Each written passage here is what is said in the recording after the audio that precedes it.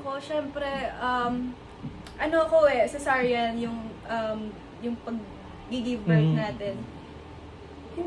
Siguro mas hindi ako natakot. Parang sinurrender mo na kay Lord kung ano man mangyari, ganyan.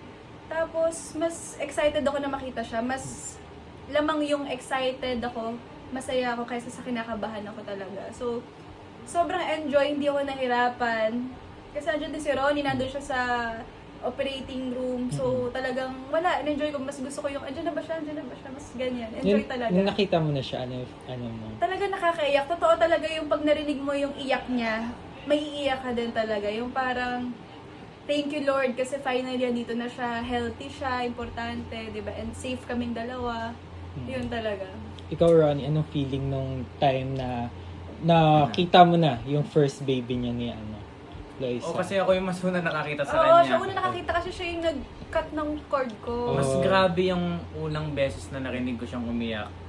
Kasi mas narinig ko muna siyang umiyak, tapos nakita ko siya. Mas iba yung feeling Parang nabuhayan ako lalo.